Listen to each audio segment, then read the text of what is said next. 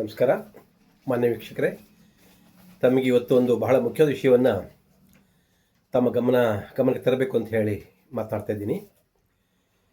ಕರ್ನಾಟಕ ಸರ್ಕಾರದ ಆದೇಶದ ಮೇರೆಗೆ ಹಿಂದುಳಿದ ವರ್ಗದ ಆಯೋಗ ಕರ್ನಾಟಕದಲ್ಲಿ ಸೆಪ್ಟೆಂಬರ್ 22ರಿಂದ ಸುಮಾರು 10 ದಿನಗಳ ಕಾಲ ಜಾತಿ ಮತ್ತು ಗಣತಿಯನ್ನು ಮಾಡಿ ಶೈಕ್ಷಣಿಕವಾಗಿ, ಸಾಮಾಜಿಕವಾಗಿ ಯಾವ್ಯಾವ ಸಮುದಾಯಗಳು, ಯಾವ ಕುಟುಂಬಗಳು ಯಾವ ಹಂತದಲ್ಲಿದ್ದಾವೆ ಅನ್ನೋದನ್ನು ಪರಿಶೀಲಿಸಿ ಸರ್ಕಾರಕ್ಕೆ ವರದಿ ಕೊಡಲಿಕ್ಕಿದೆ. ಈ ಸಂದರ್ಭದಲ್ಲಿ ಆಯಾ ಜಾತಿಯವರು, ಆಯಾ ಧರ್ಮದವರು ಅವರವರ ಜನಕ್ಕೆ ಸರ್ವೇ ಸಮಯ ಬಂದಾಗ ಹೇಗೆ ಮಾತಾಡಬೇಕು, ಏನೇನು ಮಾಹಿತಿ ಕೊಡಬೇಕು ಅನ್ನೋದ್ರ ಬಗ್ಗೆ ತಿಳುವಳಿಕೆ ಜನಕ್ಕೆ ಕೊಡ್ತಾ ಇದ್ದಾರೆ. ಪ್ರತಿ ಮನೆಗೆ ಕೂಡ ಈಗಾಗಲೇ ಸ್ಟಿಕ್ಕರ್ನ ಹಾಕಿ ಜನರಿಗೆ ಒಂದು ಮಾಹಿತಿನ ಕೊಡಲಾಗಿದೆ. ಇಲ್ಲಿ ಜಾತಿಗಳು ತಮ್ಮ ಜಾತಿಗಳಿಗೆ 6ನೇ ಕಾಲಮ್ನ ಕಾಣಿಸ್ಬೇಕು, ಉಪಜಾತಿಗಳಿಗೆ 7ನೇ ಕಾಲಮಲ್ಲಿ ಕಾಣಿಸ್ಬೇಕು ಅನ್ನೋ ವಿಚಾರಗಳನ್ನ ಹೇಳ್ತಾ ಇದ್ದಾರೆ. ಧರ್ಮದ ವಿಚಾರದಲ್ಲಿ 5ನೇ ಕಾಲಮಲ್ಲಿ ತಮ್ಮ ಧರ್ಮವನ್ನು ಸೂಚಿಸಬೇಕು ಅನ್ನೋ ವಿಷಯ ಕೂಡ ಇದೆ. ಧರ್ಮದ ಕಾಲಮ್ನಲ್ಲಿ ಸೂಚನೆ ಮಾಡುವಾಗ ಆದಿವಾಸಿ ಧರ್ಮಾಂತರು, ಹಾಗೆಯೇ ಭಾರತದಲ್ಲಿ ಹುಟ್ಟಿರುವಂಥ ಧರ್ಮಗಳು ಜೈನ, ಬೌದ್ಧ, ಇದರ ಜೊತೆಗೆ ಹಿಂದೂ ಧರ್ಮ, ಹೀಗೆ ಇವು ಅವರವರು ಧರ್ಮವನ್ನು ಸೂಚಿಸ್ತಾರೆ. ಅದರ ಜೊತೆಗೆ ಕ್ರೈಸ್ತ ಧರ್ಮ, ಇಸ್ಲಾಂ ಧರ್ಮ, ಇನ್ನು ಹೊರದೇಶದಿಂದ ಬಂದಿರುವಂಥ ಧರ್ಮಗಳೇನಿದ್ದಾವೆ ಅವು ಕೂಡ ಅವರ ಧರ್ಮವನ್ನಲ್ಲಿ ಪಾಲಿಸ್ತಾರೆ. ಇಲ್ಲಿ ಬಹಳ ಮುಖ್ಯ ನಾವು ಗಮನಿಸಬೇಕಾದ ವಿಷಯ ಏನಂತ ಅಂದರೆ, ಅಥವಾ ಈಗ ನಮ್ಮ ಹಿಂದುಳಿದ ವರ್ಗದ ಆಯೋಗ ಕೊಟ್ಟಿರೋ ಸೂಚನೆಯ ವಿಷಯ ತಮ್ಮ ಗಮನಕ್ಕೆ ತರೋದೇನಂತಂದರೆ, ಈ ಜಾತಿಗಳ ಒಳಗಡೆ ಉಪಜಾತಿಗಳನ್ನು ಕಾಣಿಸುವಾಗ ಕೆಲವರಿಗೆ ಒಕ್ಕಲಿಗ ಕ್ರಿಶ್ಚಿಯನ್ನು, ಕುರುಬ ಕ್ರಿಶ್ಚಿಯನ್ನು, ಈ ಥರದ ವಿಷಯಗಳನ್ನು ದಲಿತ ಕ್ರಿಶ್ಚಿಯನ್ನು, ಅಥವಾ ದಲಿತರಲ್ಲಿ ಏನೋರೊಂದು ಜಾತಿ ಇದಾಗಲಿ ಯಾರು ಕ್ರಿಶ್ಚಿಯನ್ ಆಗಿದೆ ಅದರ ಜಾತಿ ಮೆನ್ಷನ್ ಮಾಡಿ ಕ್ರಿಶ್ಚಿಯನ್ ಮೆನ್ಷನ್ ಮಾಡೋದು ಅಂತ ಹೇಳಿ ಮಾಡ್ತಾಯಿದ್ದಾರೆ. ಇದು ಸರಿಯಾದ ಕ್ರಮ ಅಲ್ಲ. ಈಗ ಭಾರತ ದೇಶದಲ್ಲಿ ಸಂವಿಧಾನದಲ್ಲಿ ನಮ್ಮ ಈ ಭಾರತ ದೇಶದಲ್ಲಿ ಉದ್ಭವ ಆಗಿರುವಂಥ ಅಥವಾ ಹುಟ್ಕೊಂಡಿರುವಂಥ ಧರ್ಮಗಳಿಗೆ ಯಾವ್ದಾರ ಜಾತಿಯ ವ್ಯಕ್ತಿಗಳು ಬದಲಾವಣೆ ಆದರೆ, ಅದು ಹಿಂದೂ ಧರ್ಮದಿಂದ ಬೌದ್ಧ ಧರ್ಮಕ್ಕೆ ಹೋದರೆ, ಬೌದ್ಧ ಧರ್ಮದಿಂದ ಜೈನ ಧರ್ಮಕ್ಕೆ ಹೋದರೆ ಅವ್ರವ್ರ ಜಾತಿನ ಮೆನ್ಷನ್ ಮಾಡಬಹುದು, ಅದು ಪ್ರಾವಿಷನ್ ಇದೆ ಹೇಗಂತ. ಆದರೆ ಕ್ರೈಸ್ತ ಧರ್ಮಕ್ಕೆ, ಇಸ್ಲಾಂ ಧರ್ಮಕ್ಕೆ, ಇನ್ಯಾವುದೇ ಒಂದು ಫಾರಿನ್ ಧರ್ಮಕ್ಕೆ ತಾವು ಕನ್ವರ್ಟ್ ಆದರೆ ತಮ್ಮ ಜಾತಿಯನ್ನು ಮೆನ್ಷನ್ ಮಾಡೋ ಅಗತ್ಯ ಇಲ್ಲ, ಮತ್ತು ಆ ಜಾಸ್ತಿ ಮೆನ್ಷನ್ ಮಾಡೋ ಕೂಡ ಬರಲ್ಲ. ಅಂದರೆ ಭಾರತದಲ್ಲಿ ಕ್ರೈಸ್ತ ಧರ್ಮಕ್ಕೆ ಜಾತಿ ಇಲ್ಲ, ಇಸ್ಲಾಂ ಧರ್ಮಕ್ಕೆ ಜಾತಿ ಇಲ್ಲ, ಹಾಗೆ ಹೊರದೇಶದಿಂದ ಬಂದಿರುವಂಥ ಇನ್ಯಾವುದೇ ಧರ್ಮ ಕೂಡ ಜಾತಿ ಬಗ್ಗೆ ಪ್ರಸ್ತಾಪ ಮಾಡೋಂಗಿಲ್ಲ, ಅದು ಧರ್ಮ ಒಂದೇ. ಸೊ ಅವರು 5ನೇ ಕಾಲಮಲ್ಲಿ ಅವ್ರು ಮೆನ್ಷನ್ ಮಾಡ್ತಾರೆ, ಅವರು ಜಾತಿ ಕಾಲ ಡ್ಯಾಶ್ ಬಿಡ್ತಾರೆ, ಉಪಜಾತಿನ ಡ್ಯಾಶ್ ಬಿಡಬೇಕು. ಆದರೆ ಈಗ ಸರ್ಕಾರ ಮತ್ತು ನಮ್ಮ ಹಿಂದುಳಿದ ವರ್ಗದ ಆಯೋಗ ಏನು ಹೇಳಿದೆ ಅಂತಂದರೆ, ಹಿಂದೂ ಧರ್ಮದಿಂದ ಕ್ರೈಸ್ತ ಧರ್ಮಕ್ಕೆ ಕನ್ವರ್ಟ್ ಆಗಿರುವಂಥವರಿಗೆ 1-2-3 ಪ್ರಾವಿಷನ್ ಕೊಟ್ಟಿದ್ದಾರೆ. ಏನು, ಒಕ್ಕಲಿಗರಿಂದ ಕ್ರೈಸ್ತರಿಗೆ ಕನ್ವರ್ಟ್ ಆಗಿದ್ದರೆ ಕ್ರೈಸ್ತ ಒಕ್ಕಲಿಗ ಅಥವಾ ಒಕ್ಕಲಿಗ ಕ್ರೈಸ್ತ ಅನ್ನೋದನ್ನು ಕಾಣಿಸ್ಕೊಳ್ಬಹುದು ಅನ್ನೋದನ್ನು ಒಂದು ಜಾತಿ ಪಟ್ಟಿಯಲ್ಲಿ ಕೊಟ್ಟಿದ್ದಾರೆ, ನೋಡಿದ್ವಿ. ಇದು ತಪ್ಪು. ಅಂದರೆ ಕ್ರೈಸ್ತ ಧರ್ಮಕ್ಕೆ ಕನ್ವರ್ಷನ್ ಆದರೆ ಮತ್ತು ಜಾತಿಯಲ್ಲಿ ಗೊಂದಲ ಇರೋದಿಲ್ಲ, ಜಾತಿಯಲ್ಲಿ ಕಾಣಿಸ್ಬಾರ್ದು ಕೂಡ. ಸೊ ಅದನ್ನು ಸರ್ಕಾರವೇ ಅಥವಾ ಹಿಂದುಳಿದ ಆಯೋಗವೇ ಇದನ್ನು ಸೂಚನೆ ಮಾಡಿದೆ ಅಂತ ಅಂದರೆ ಅದು ತಪ್ಪು ನಡೆ. ಸೊ ಅದರಿಂದ ಇಂಥವಕ್ಕೆ ಅವಕಾಶ ಕೊಡಬಾರ್ದು ಅನ್ನೋದು ನಮ್ಮ ಆಗ್ರಹ ಇದೆ. ಈಗ ಆದಿವಾಸಿಗಳಲ್ಲಿ ಕನ್ವರ್ಷನ್ ಆಗಿದ್ದಾರೆ, ಅದೊಂದು ಭಾರತದ ಆದಿವಾಸಿಗಳು ಯಾವುದೇ ಧರ್ಮಕ್ಕೆ ಅವರು ಕನ್ವರ್ಟ್ ಆದ್ರೂ ಕೂಡ ಅವರು ಆದಿವಾಸಿಯಾಗಿಯೇ ಉಳಿಯುತ್ತಾರೆ ಅನ್ನೋದು ಒಂದು ವಿಶೇಷವಾದ ಸಂವಿಧಾನದ ಸವಲತ್ತು. ಇದನ್ನು ನೋಡಿನೇ ಈಗ ದಲಿತ ಸಮುದಾಯದಲ್ಲಿ ಆದಿವಾಸಿಗಳಿಗೆ ಹೇಗೆ ನಾವು ಕನ್ವರ್ಟ್ ಆದ್ರೂ ಕೂಡ ಅವ್ರಿಗೆ ಒಂದು ಆದಿವಾಸಿಗಳು ಅಂತೇಳಿ ಹೇಳ್ಕೊಳ್ಳೋಕ್ಕೆ ಅಥವಾ ಅವ್ರ ಬುಡಕಟ್ಟುಗಳ ಹೆಸರನ್ನು ಹೇಳ್ಕೊಳ್ಳೋಕ್ಕೆ ಅವಕಾಶ ಇದೆಯೋ, ಬುಡಕಟ್ಟು ಸೌಲಭ್ಯಗಳು ಪಡ್ಕೊಳ್ಳೋಕ್ಕೆ ಅವಕಾಶ ಇದೆಯೋ, ಹಾಗೆಯೇ ದಲಿತರಿಗೂ ಕೂಡ ನೀವು ದಲಿತ ಕ್ರಿಶ್ಚಿಯನ್ ಅಂತ ಕರೀರಿ ಅಥವಾ ಒಕ್ಕಲಿಗ ಕ್ರಿಶ್ಚಿಯನ್ ಅಂತ ಕರೀರಿ ಅನ್ನೋ ಒಂದು ಹೋರಾಟ ಪ್ರಾರಂಭ ಆಗಿದೆ, ಇಲ್ಲ ಅಂತಲ್ಲ. ಆದರೆ ಒಂದು ಸತಿ ಕ್ರೈಸ್ತ ಧರ್ಮಕ್ಕೆ ಹೋದ್ಮೇಲೆ ಜಾತಿ ಸಮುದಾಯಗಳು ತಮ್ಮ ಅಸ್ತಿತ್ವವನ್ನು ಕಳ್ಕೊಂಡು ಕ್ರೈಸ್ತರಾಗ್ತಾರೆ, ಆ ದೃಷ್ಟಿನಲ್ಲಿ ಹೋಗಿದ್ದಾರೆ. ಅದು 10 ದೇವರುಗಳಲ್ಲಿ ಇದೊಂದು ದೇವರು ಅಂತ ಯಾರೂ ಹೋಗಿಲ್ಲ. ಅದು ಏಕದೇವೋಪಾಸನೆ ಮುಸಲ್ಮಾನ್ ಧರ್ಮದಲ್ಲೇ ಆಗಲಿ, ಯೇಸು ಧರ್ಮದಲ್ಲೇ ಆಗಲಿ. ಸೊ ಅದರಿಂದ ಅವರು ಮತ್ತೆ ಜಾತಿಯ ಒಂದು ಇದನ್ನು ಬಿಡಲಾರು ಅಂತಂದರೆ ಎಲ್ಲೋ ಒಂದು ಕಡೆ ಅದು ದ್ವಂದ್ವ ನೀತಿ ಮತ್ತು ಅದು ಒಂಥರ ಮೋಸದ ನಡವಳಿಕೆ ಕೂಡ ಆಗುತ್ತೆ. ಹಾಗಾಗಿ ನಂಬದಾರೆ ತನ್ನ ಮನೇಲಿ ಎಲ್ಲನೂ ಇಟ್ಕೊಳ್ಳಿ, ಎಲ್ಲ ದೇವ್ರನ್ನೂ ಇಟ್ಕೊಳ್ಳಿ, ಯೇಸುವನ್ನು ಇಟ್ಕೊಳ್ಳಿ, ಅಲ್ಲನೂ ಇಟ್ಕೊಳ್ಳಿ, ಶ್ರೀರಾಮನ್ನು ಇಟ್ಕೊಳ್ಳಿ, ನಿಮ್ಮ ಮನೆ ದೇವ್ರನ್ನೂ ಇಟ್ಕೊಳ್ಳಿ, ಯಾರು ಬೇಡ ಅಂತಾರೆ? ಸೊ ಅದು ಒಪ್ಪಿಗೆ, ಅದನ್ನು ಕ್ರೈಸ್ತರು ಒಪ್ತಾರಾ ಅಥವಾ ಮುಸಲ್ಮಾನರು ಒಪ್ತಾರಾ? ಸೊ ಅದರಿಂದ ನೀವು ಕನ್ವರ್ಷನ್ ಆಗೋರು ಸಂಪೂರ್ಣವಾಗಿ ನೀವು ಆ ಧರ್ಮವನ್ನು ನಂಬಿ ಹೋಗಿ ಮತ್ತೆ ನಿಮ್ಮ ಈ ಜಾತಿ ಗಂಟೆಗಳ ಇದು ಅಗತ್ಯ ಇರಕ್ಕಿಲ್ಲ. ಸೊ ಕ್ರೈಸ್ತರಾಗಿ ಮತ್ತು ನಾವು ನಮ್ಮ ಹಿಂದಿನ ಜಾತಿಯನ್ನು ನಾವು ಅಲ್ಲಿ ಸಿಹಿ ಹಾಕೊಳ್ತೀವಿ ಅಂತ ಅಂದ್ರೆ ತಪ್ಪು ನಡವಳಿಕೆ. ಅದು ಸರ್ಕಾರ ಕೂಡ ಅದಕ್ಕೆ ಅವಕಾಶ ಮಾಡಿಕೊಡಬಾರ್ದು.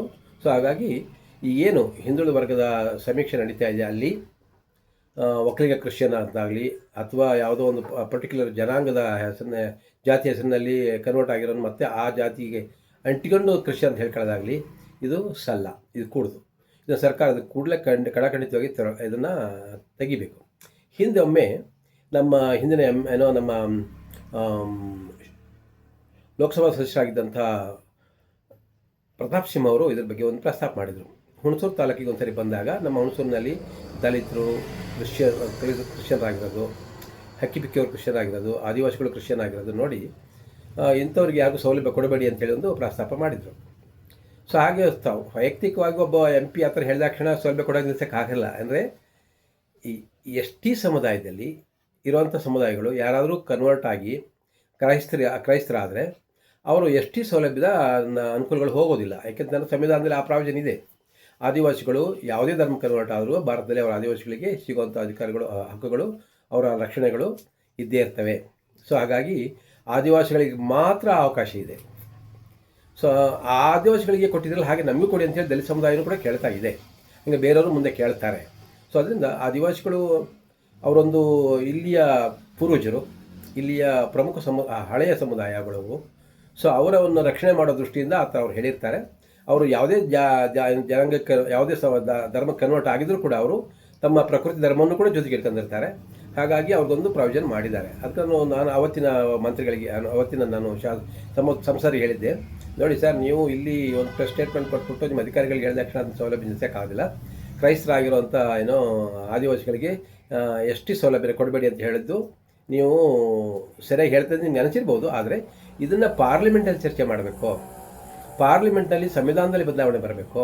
ಪಾರ್ಲಿಮೆಂಟಲ್ಲಿ ಚರ್ಚೆ ಆಗಿ ಈ ಪ್ರಾವಿಷನ್ನ ತೆಗಿಲಿಕ್ಕೆ ಅಲ್ಲಿ ಚರ್ಚೆ ಆಗಬೇಕು. ಅದು ಪಾರ್ಲಿಮೆಂಟ್ ಒಪ್ಪಿಗೆ ಕೊಡಬೇಕು. ಸೊ ಅದರಿಂದ ಅಲ್ಲಿ ಆಗ್ಬೇಕಾದ ಕೆಲಸ ಅದು. ನೀವು ಒಬ್ಬರೇ ಏನೋ ಇಲ್ಲಿ ಹೆಂಗೆ ಹೇಳಿದ್ರೆ ಆಗೋದಿಲ್ಲ. ಇದು ಒಂದು ದೃಷ್ಟಿಯಿಂದ ಏನೋ ತೃಪ್ತಿಪಡಿಸ್ಲಿಕ್ಕೆ ಹೇಳೋವಂಥ ಮಾತಾಗುತ್ತೆ, ಅಥವಾ ಯಾರೊಬ್ಬರನ್ನ ಒಂದು ಹೆದರ್ಸ್ಲಿಕ್ಕೆ ಹೇಳೋದು ಮಾತಾಗುತ್ತೆ ಅಂತ ಹೇಳಿದ್ವಿ. ಸೊ ಅವರು ಅದನ್ನು ಮಾಡ್ಲಿಕ್ಕಾಗಲಿಲ್ಲ. ಸೊ ಮುಂದೊಂದು ದಿನ ಪ್ರಾಯಶಃ ಅದು ಚರ್ಚೆಗೆ ಬರಬಹುದು. ಈಗ BJP ಸರ್ಕಾರ ಸೆಂಟ್ರಲ್ ಇರೋದ್ರಿಂದ ಅಲ್ಲಿ ಆದಿವಾಸಿಗಳು ಹೆಚ್ಚೆಚ್ಚು ಗಮನ ಹರಿಸ್ತಾ ಇರೋದ್ರಿಂದ, BJP ಕೂಡ ಹೆಚ್ಚೆಚ್ಚು ಗಮನ ಹರಿಸ್ತಾ ಇರೋದ್ರಿಂದ ಈಗ ನೋಡಿ ಜನ್ಮನ್ ಯೋಜನೆ PVTGಗಳಿಗೆ ಬಂದಿದೆ. PM ಜನ್ಮನ್ ಯೋಜನೆ ವಿಶೇಷ ಯೋಜನೆಗಳನ್ನು ತರ್ತಾ ಇದ್ದಾರೆ. ಭಾರತ ದೇಶದಲ್ಲಿ ಸುಮಾರು 72 ಮೂಲನಿವಾಸಿ ಬುಡಕಟ್ಟುಗಳು PVTGಗಳು ಇರೋದ್ರಿಂದ ಅವರೆಲ್ಲರಿಗೂ ಕ್ಷೇಮವಾಗಿ ಅಭಿವೃದ್ಧಿ ಪಡಿಸಬೇಕು ಅಂತ ಹೇಳಿ ಕೇಂದ್ರ ಸರ್ಕಾರ ಒಂದು ಯೋಜನೆ ಹಮ್ಮಿಕೊಂಡಿದೆ.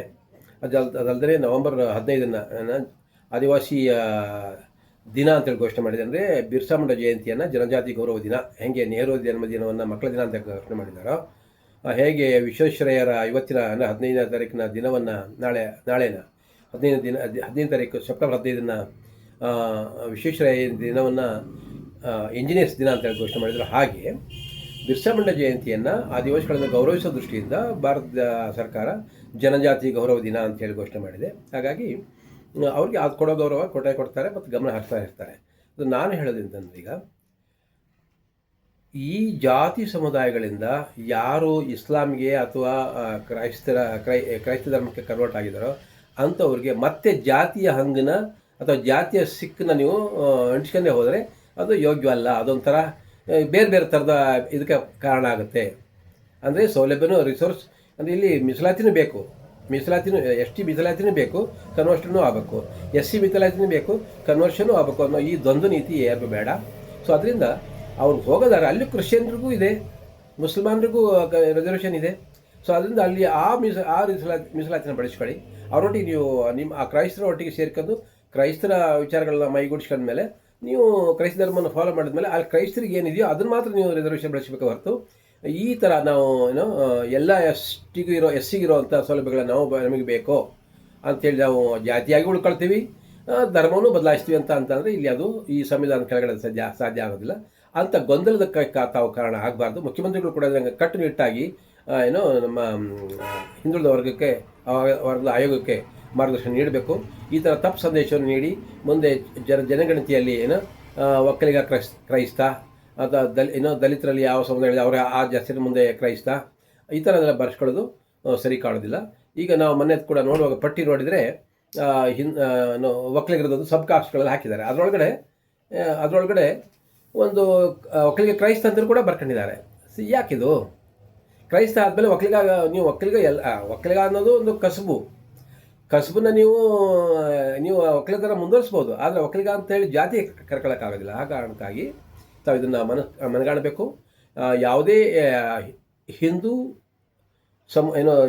ಪದ್ಧತಿ ಒಳಗಿರೋ ಪ್ರಕೃತಿ ಧರ್ಮದ ಒಳಗಡೆ ಇರುವಂತಹ ಅಥವಾ ಹಿಂದೂ ಧರ್ಮದ ಒಳಗಡೆ ಇರುವಂತಹ ಯಾವುದೇ ಜಾತಿಯವರು ಒಂದು ಭಾರತದ ಹೊರದೇಶದಲ್ಲಿ ಹುಟ್ಟಿದಂಥ ಧರ್ಮಕ್ಕೆ ತಾವು ಕನ್ವರ್ಟ್ ಆದರೆ ತಾವು ಜಾತಿಯ ಅಸ್ತಿತ್ವವನ್ನು ಕಳ್ಕೊಳ್ತೀರಿ ಅನ್ನೋದು ನಿಮಗೆ ಒಂದು ಮನಸ್ಸಿನಲ್ಲಿ ಇರಲಿ. ಜೊತೆಗೆ ಜಾತಿನ ಬಿಟ್ಟು ಹೋಗ್ಬೇಕು ಅಂತಲೇ ಅಲ್ಲಿ ಹೋಗಿರೋದು.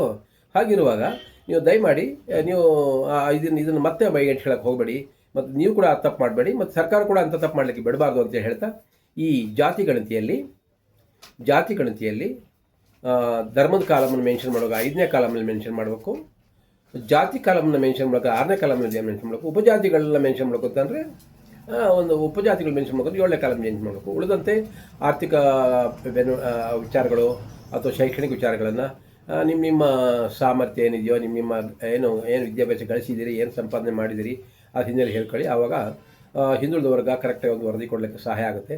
ಅದರ ಬೇಸಿಸ್ ಮೇಲೆ ಸರ್ಕಾರದ ರಿಸೋರ್ಸಸ್ಸನ್ನು ಪ್ರತಿ ಸಮುದಾಯಕ್ಕೆ ಹಂಚಕ್ಕೆ ಅನುಕೂಲ ಆಗುತ್ತೆ ಅಂತ ಹೇಳ್ತಾ ಈ ಸರ್ಕಾರ ಕೂಡ ಯಾವ ಕಾರಣಕ್ಕೂ ಈ ಥರ ತಪ್ಪುಗಳನ್ನ ಮಾಡಲಿಕ್ಕೆ ಆಯೋಗಕ್ಕೆ ಬಿಡಬಾರ್ದು. ಸೊ ಕ್ರೈಸ್ತ ಅಂತೇಳಿ ಒಂದ್ಸರಿ ಕನ್ವರ್ಟ್ ಆದಮೇಲೆ ಅವರು ಕ್ರೈಸ್ತ, ಮತ್ತು ಈ ಜಾತಿಯ ಇದಕ್ಕೆ ಹಾಕಿ ಮತ್ತೆ ಅವರು ಇತರ ರಿಸರ್ವೇಷನ್ ಕಸಲಿಕ್ಕೆ ಬರಬಾರ್ದು ಅನ್ನೋ ವಿಷಯವನ್ನು ಕೇಳ್ತಾ ತಮಗೆ ಗಮನಕ್ಕೆ ತರ್ತಾ ಕರ್ನಾಟಕ ಸರ್ಕಾರ ಕೂಡಲೇ ಹಿಂದುಳಿದ ಆಯೋಗಕ್ಕೆ ಈ ಇನ್ಸ್ಟ್ರಕ್ಷನ್ಸ್ ಕೊಡಬೇಕು. ಈಗ ಸರ್ವೆ ಮಾಡ್ಲಿಕ್ಕೆ ಬಂದಾಗ ಈ ತಪ್ಪುಗಳು ಆಗಬಾರ್ದು. ಮತ್ತು ಅಷ್ಟೇ ಅಲ್ಲ, ಸರ್ವೆ ಮಾಡೋಕ್ಕೆ ಬಂದಾಗ ಪ್ರತಿ ಕುಟುಂಬ ಕೂಡ ಇದನ್ನು ಗಮನಿಸಬೇಕು. ನನ್ನ ಏನಂತ ಬರೆದಿದ್ದಾರೆ ಏನು ಅಂತೇಳಿ ಅಂತ, ಅಥವಾ ಕುಟುಂಬ ಕೂಡ ತಪ್ಪನ್ನ ಮಾಡಬಾರ್ದಲ್ಲಿ. ಹಾಗಾಗಿ ಈ ವಿಷಯದಲ್ಲಿ ತಾವು ಎಚ್ಚರಿಕೆ ವಹಿಸಬೇಕು, ಸರ್ವೆನ ಸರಿಯಾಗಿ ನಡೆಸಬೇಕು, ಸರ್ವೆಯಲ್ಲಿ ಬಂದಿರೋ ಮಾಹಿತಿಯನ್ನು ತಾವು ಖುದ್ದಾಗಿ ನೋಡಬೇಕು, ಮತ್ತು ಸರ್ವೆಗೆ ಬಂದಂಥವ್ರೊಟ್ಟಿಗೆ ಚೆನ್ನಾಗಿ ಸಹಕರಿಸ್ಬೇಕು ಅಂತ ಹೇಳ್ತಾ ತಮಗೆ ನನ್ನ ಮಾತನ್ನು ಆಲಿಸಿದ್ದಕ್ಕೆ ಈ ವಿಷಯ ಪ್ರಮುಖವಾದ ವಿಷಯವನ್ನು ತಮ್ಮ ಗಮನಕ್ಕೆ ತರಬೇಕಾಗಿರೋದನ್ನು ತಂದಿದ್ದೀನಿ. ನಾವು ದಯಮಾಡಿ ಇದನ್ನು ತಾವು ಕೂಡ ಬೇರೆಯವರಿಗೆ ಇದನ್ನು ಹೇಳ್ತಾ ಹೋಗಬೇಕು ಅಂತ ಹೇಳಿ ವಿನಂತಿ ಮಾಡ್ತಾ ನನ್ನ ಮಾತನ್ನು ಮುಗಿಸ್ತೀನಿ. ಧನ್ಯವಾದಗಳು. Thank you very much. ನಮಸ್ಕಾರ.